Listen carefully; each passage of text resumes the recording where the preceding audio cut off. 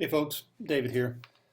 Well, here we are, week 6. It's hard to believe. I want to tell you guys, thanks for all of your hard work. I know that these courses can be pretty tedious with so much to keep up with. You know, the discussion posts and the rubrics and reading through all the requirements and knowing which folders things are in. I mean, just that alone, I think, is enough of a challenge. So you should feel good with what you've done so far. I mean, I'm happy with what the progress everybody's made and all your participation. So I'm doing 3 videos today. I'm doing one over basic color. I'm doing a second one over gradients and what's called a gradient mesh. And the third video will be over what are called blends. So to start with today, let me just give you an overview about color. And much of this you've probably already figured out on your own or watching the other tutorials, but I just wanted to kind of go over it once more. Color is managed here, as we've talked about, in these 2 boxes. This deals with the fill, and this is the stroke, as you guys all know. And these 2 icons are repeated over here in the swatches palette also. See where I'm at with my mouse? Here's the fill, and here's the stroke button also. The color menu is up here, and if yours isn't open, you can bring it open here. Underneath window, just like we've done before. Everything's listed alphabetically, and this is what the palette looks like. As you work with color, the color that you mix will show up in this fill box. And so just as a quick example, see, look, there's cyan. I'm mixing some cyan and magenta, and I get a color that I like. So that's how you mix using the different color models, which I'm going to go over. But I want to point out a few things. As you mix color with these sliders, it tells you what percentage you're using. But over here on the left, it shows you what the color looks like. And then if you get one that you like, you click on that swatch and you drag it and add it to your swatches palette like this. And when you let go, it plops it right there as a new swatch. And that's important to know because you'll mix colors and you want to save them. And if you don't add them to your swatches palette, it won't keep them for you. You can also pick color by clicking in your eyedropper down here in the spectrum bar, any color that you want. And whichever you like, you can, again, drag it and add it to your swatches. So that's the first thing I wanted to show you. And it applies to fill or stroke. Whenever you add a swatch, it's there. You save the file, you reopen it, that swatch will be there. Now, this color model that I'm working in is called CMYK, and that stands for cyan, magenta, yellow, and black. And those are called the 4 process printing colors. 4 process printing colors. That's what printers use to reproduce what we would refer to as continuous tone or a full color photograph onto a surface like paper or fabric or whatever it may be. If we have a full color image, we can reproduce it by a combination of different colored dots that are laid down in cyan, magenta, yellow, and black. And as they mix, they create continuous tone, or what you would think of as full color. That's one of the color models in Illustrator. Now there's other color models. This is what we call a subtractive color system. These are the colors of ink, like you're used to using: paint, crayons, watercolors. You know, it's what we call a subtractive system. If I click and go to the upper right-hand corner of the color palette, I can click on this little spot there, and I can change that from a CMY color model over to an RGB color model.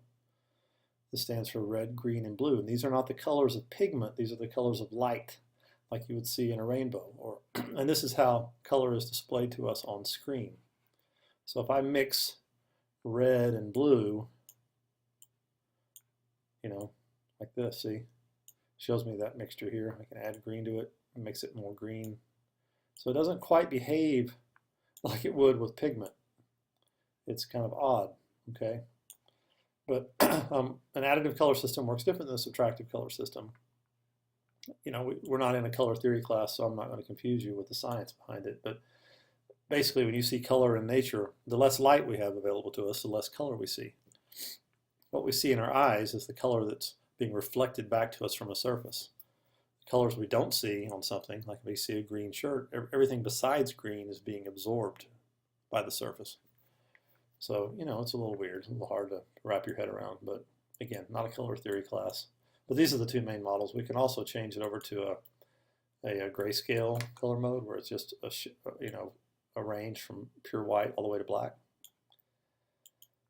We also have web safe colors in here, so if you're working in web design, it gives you the whole list of colors that are safe to use for the internet. That means when you use them here, and you go to do anything on screen, it doesn't replace that color with something that works for the web. We know that these web safe colors are all safe for the internet.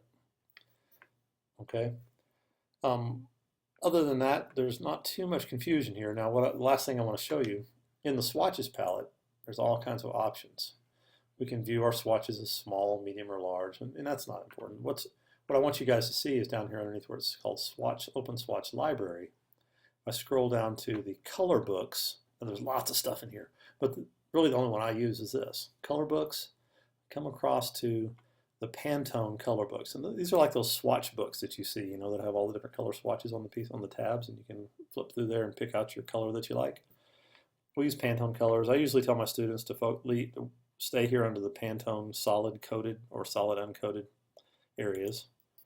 And when you click on that, it opens up this additional little color menu that's full of all these swatches. Look at that, and I can click on any one of these, and anytime I click on one, it adds it to the swatches palette over here, the main one. And the main thing I want you to notice the difference here is these swatches have little triangles with black dots in them. These original swatches do not. Well, the original swatches, when I click on them, they're either, depending on what model I'm in, let's get back to CMYK here. See, these are CMYK color swatches. They're made up of a mixture of cyan, magenta, yellow, and black. But the ones with the triangles and the dots in them, these aren't process colors like all these were. These are called spot colors. That means if you were doing a freelance job for somebody and they needed that color red for their logo or whatever, we could order that color pre-mixed from Pantone. They'd send us a little can of ink that the printer would use to reproduce it. So that's what that triangle with the dot is indicating to you. That is a spot color. Look at it down here in the color menu. When I click on either one of those spot colors, I don't get the CMYK thing. I get just the slider bar for the Pantone color. I can screen it down to any screen of that Pantone that I want. I'm still just working with one color of ink. And sometimes your clients can't pay for more than that. Okay, so Pantone solid swatches are underneath the swatches menu, open swatch library, color books, and then you come over here, and this is where you can pick all kinds of spot colors. So for your infographics, I think it'd be awesome to work just from this list. Pick different colors you want to use, all the spot colors, then you'll have these different tints and shades of them available, tints actually. You should be able to do the whole thing from there. Now you don't have to, but if you're limited to colors, like when somebody says you can only use 3, 4, or 5, I usually tell students to pick them from this menu. Okay, that is video 1. I'll see you in a second.